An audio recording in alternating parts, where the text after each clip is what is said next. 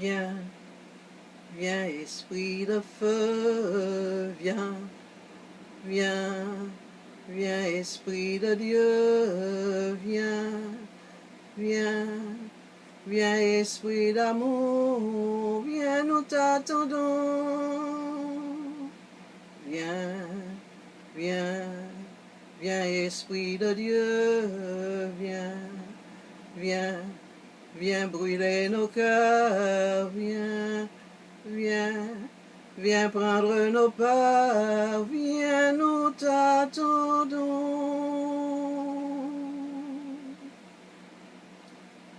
Oui, Esprit Saint, viens brûler le cœur de tous ceux qui vont entendre la parole de Dieu.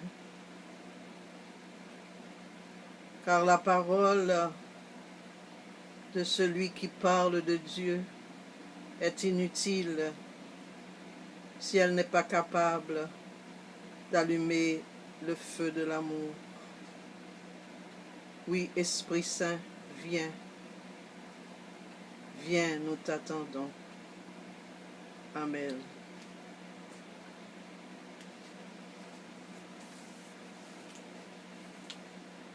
Bonjour encore pour notre deuxième partage de la parole. Cette parole est la suivante. Vous recevrez une puissance, le Saint-Esprit, survenant sur vous, et vous serez mes témoins. Acte 1, verset 1 et suivant. C'est ce que Jésus a dit avant son ascension vers le ciel. C'est son vœu, c'est son désir que nous soyons ses témoins, car il a besoin de témoins pour évangéliser et pour porter la bonne nouvelle partout, partout sur la surface de la terre, en se servant de tous les moyens qu'il nous inspire pour atteindre ceux qui sont proches comme ceux qui sont loin et jusqu'aux extrémités de la terre. Jésus a besoin de témoins au cœur de feu, remplis de l'Esprit Saint. En ces temps difficiles que nous vivons, chers amis, le besoin est encore plus pressant et même urgent. Jésus a besoin de témoins convaincus et convaincants pour convaincre les autres. Le défi aujourd'hui, c'est de rendre Dieu présent là où on voudrait qu'il soit absent, là où l'on voudrait le faire disparaître même, là où l'on voudrait ne plus parler de lui. Le défi aujourd'hui, c'est de rendre présent cette présence de Jésus, l'apporter à beaucoup de baptisés qui ont oublié qu'ils sont aimés, qui ont oublié que Dieu les a créés par amour, car le nom de Dieu est amour. Frères et sœurs, qu'est-ce qu'un témoin? La définition à multiples facettes. Un témoin est un diamant, je pourrais dire, à multiples facettes, qui rayonne de différentes manières dans ce monde où Dieu l'a placé. Première définition d'un témoin. Il est un individu qui représente quelqu'un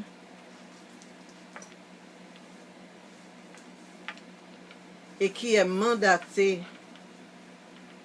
par lui. Je répète, un témoin est un individu qui représente quelqu'un et qui est mandaté par cette personne pour le représenter. L'Ancien Testament est rempli de témoins. Abraham, le représentant de Dieu au milieu de son peuple. Oui, il représentait Dieu au milieu de son peuple. Et il était le témoin de la promesse. Ainsi que Moïse, qui était le témoin de la promesse faite par Dieu de faire sortir le peuple d'Israël d'Égypte pour le conduire à la terre promise. Il y en a eu encore beaucoup avant et après Jésus, mais le plus grand des témoins est Jésus lui-même. Jésus que Jean-Baptiste avait annoncé, l'agneau de Dieu qui venait pour enlever le péché du monde. Jésus, le Verbe qui s'est fait chair, Dieu visible pour rendre témoignage au Dieu invisible, qu'il appelle Père et qu'il nous dit que nous pouvons appeler notre Père. Jésus est un témoin mandaté, envoyé par le Père pour révéler et montrer le Père. Et il dit, qui me voit, voit le Père. Jésus représente le Père. Et toute la vie de Jésus est pour la gloire de son Père. Il nous dit, je suis venu afin que le monde sache que j'aime le Père et que j'agis selon l'ordre que le Père m'a donné. Jésus était le Fils obéissant du Père. Il a obéi toute sa vie. Il n'est pas venu faire sa propre volonté. Il est venu faire la volonté du Père. Parler d'obéissance ces jours-ci, c'est un défi, car beaucoup refusent d'obéir. Et celui qui n'obéit pas, eh bien, il ne saurait être béni. Tout ce que Jésus a fait pendant son séjour sur la terre, c'était pour la gloire du Père. Nous devrions, nous aussi, quand nous faisons quelque chose, même pour Dieu, lui rendre la gloire qui lui revient et qui ne revient qu'à lui seul. De la crèche à la croix, de la croix à la résurrection, de la résurrection à la Pentecôte, tout ce que Jésus a fait, c'était pour la gloire du Père. Il a glorifié son Père et son Père l'a glorifié aussi. Deuxième définition d'un témoin. Un témoin est aussi quelqu'un qui a vu, qui a entendu et qui a vécu quelque chose qui a changé sa vie et qui témoigne de ce qu'il a vu, de ce qu'il a entendu et de ce qu'il a vécu. Marie, la mère de Jésus, est l'exemple du témoin qui a vu, qui a vécu quelque chose et ce qu'elle a vécu a changé sa vie. Elle a vu l'ange Gabriel le jour de l'Annonciation. Elle l'a entendu lui dire, « Ne crains pas, Marie, l'Esprit Saint viendra sur toi. Et la puissance du Seigneur te couvrira de son ombre. » Là où est Marie, dit un des pères de l'Église, l'Esprit Saint vole. Marie a vu le fœtus se développer dans son sein. Et c'est cet événement qui a transformé la vie de Marie. Et après avoir reçu le message de l'ange Gabriel, Marie est partie en hâte en témoigner à sa cousine Élisabeth. Pas de procrastination pour celui qui est un témoin. Il est urgent pour le témoin de témoigner de ce qu'il a vu, de ce qu'il a entendu, de ce qu'il a vécu, qui a transformé sa vie. Un témoin est quelqu'un qui trouve une façon de délivrer un message qui lui brûle le cœur et qu'il ne peut pas garder pour lui-même. Les apôtres ont vu Jésus, ils l'ont entendu parler, ils ont vécu avec lui, ils l'ont vu faire des miracles, guérir les malades, ressusciter les morts, calmer les tempêtes, marcher sur les eaux. Ils l'ont vu chasser les mauvais esprits et ils ont entendu une voix qui disait, alors que Jésus était baptisé dans les eaux du Jourdain, celui-ci est mon fils bien-aimé, écoutez-le.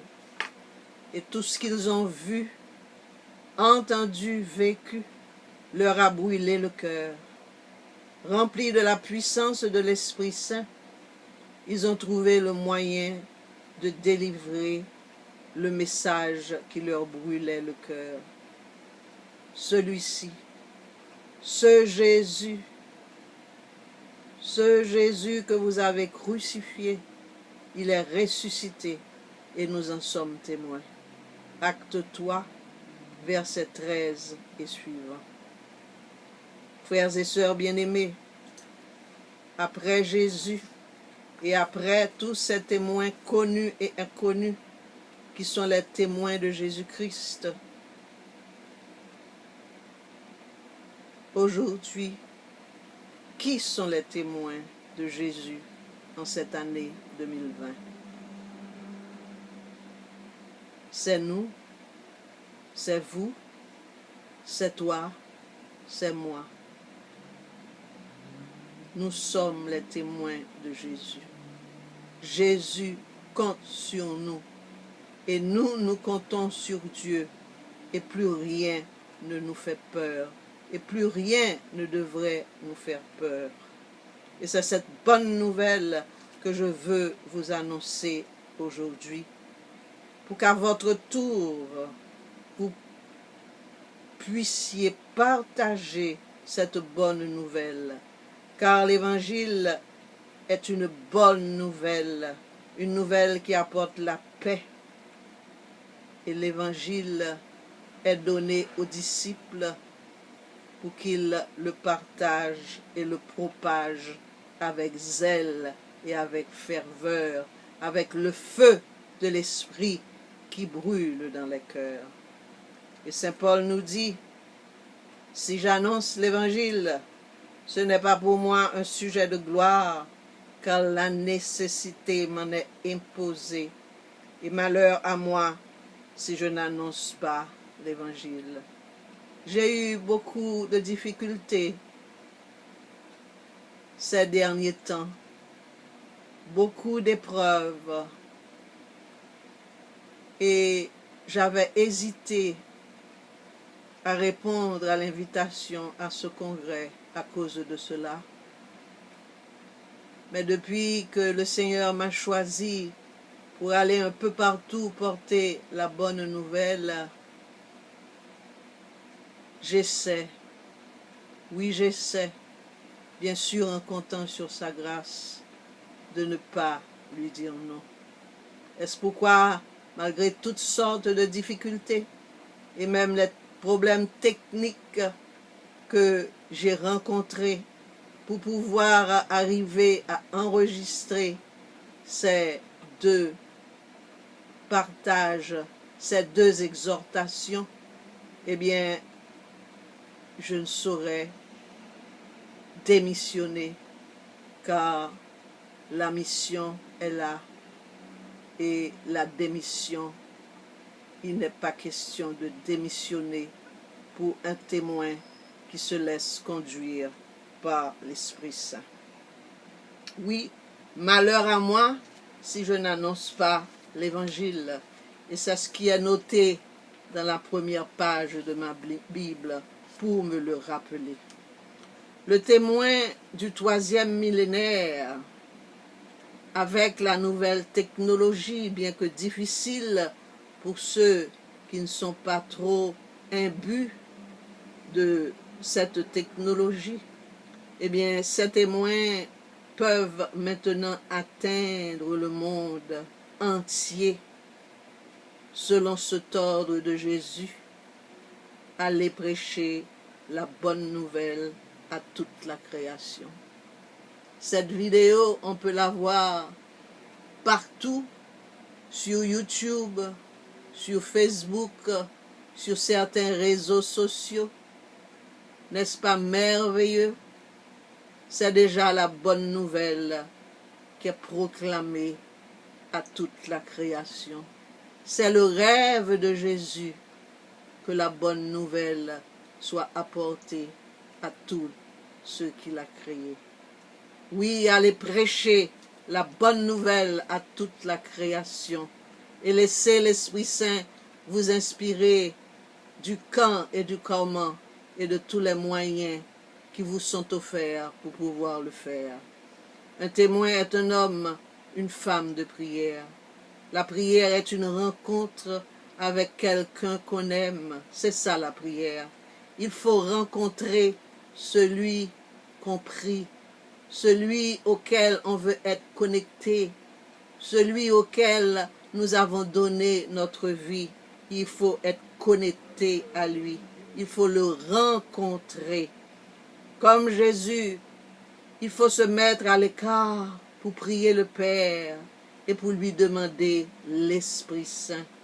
Dans ce confinement, nous avons la chance de nous mettre à l'écart et nous avons la chance de prier davantage. Certaines personnes l'ont fait, mais d'autres personnes, malheureusement, se sont repliées sur eux-mêmes et sont tombées dans la tristesse, dans le découragement et dans la dépression. Alors que dans ces moments difficiles, il faut lever la tête, car qui regarde vers lui, vers Dieu, vers Jésus, le soleil de justice, resplendira sans ombre ni trouble au visage. Oui, un témoin est un homme, une femme de prière, et nous avons besoin de cet témoin actuellement. Les disciples de Jésus, en le voyant prier, lui ont dit, « Seigneur, apprends-nous à prier. » Et c'est l'Esprit Saint qui peut prier en nous, car c'est lui qui vient au secours de notre faiblesse, car nous ne savons pas prier comme il faut. Nous dit l'Épître aux Romains au chapitre 8, verset 26. Il y a un évêque qui disait, « Toute annonce de l'Évangile qui n'est pas d'abord et en même temps une prière n'est qu'une propagande et a au fait de perdre tout dynamisme. » Nous n'avons pas besoin de slogans, de propagande. Nous avons besoin d'hommes et de femmes qui prient et qui se mettent à la disposition de l'Esprit Saint pour proclamer la bonne nouvelle et rappeler les promesses de Dieu aux enfants de Dieu. Un témoin est aussi un membre de l'Église qui est le corps du Christ. Sa prière personnelle se poursuit avec celle de tous les membres du corps du Christ. Ces membres avec lesquels il écoute la parole, il offre la parole qui est Jésus lui-même et l'offrande de Jésus, ça devient notre offrande dans laquelle nous pouvons déposer toutes les personnes, toutes les choses, toutes les situations pour lesquelles nous prions. Et Jésus à son tour les offre au Père et l'Esprit Saint vient recouvrir ces offrandes, recouvrir les personnes, les revêtir de la même force et de la même puissance qui change le pain au corps du Christ et le vin au sang du Christ. Un témoin mange la parole. Il mange la parole. Il mange le corps du Christ. Un témoin est un adorateur en esprit et en vérité. Il est aussi un martyr du oui d'amour. Le oui d'amour. Faire certaines choses pour Jésus, sans vouloir briller, sans vouloir être remercié, mais disant à Jésus, Jésus, je fais cela pour toi et à cause de toi. C'est ton secret et mon secret avec toi. Oui, les oui d'amour, il faut en faire, il faut en dire. Et Jésus nous avait prévenu qu'il fallait mourir à nous-mêmes, comme lui est mort à lui-même. Car si le grain de blé tombé en terre ne meurt pas, il ne saurait porter du fruit. Et Jésus nous a prévenus, si quelqu'un veut me suivre, qu'il renonce à lui-même, qu'il prenne sa croix et qu'il me suive. Un témoin doit renoncer à lui-même. Il est un serviteur, il est au service des autres. Il n'est pas un directeur, il n'est pas un acteur. Il est exactement, il dépend de la volonté de Dieu. Il n'est pas là pour briller, il n'est pas là pour être une vedette. Il faut que les témoins disparaissent comme Saint Jean-Baptiste pour que Jésus paraisse et prenne toute la place. Un témoin est un consolateur. Il console tous ceux qui sont dans la tristesse.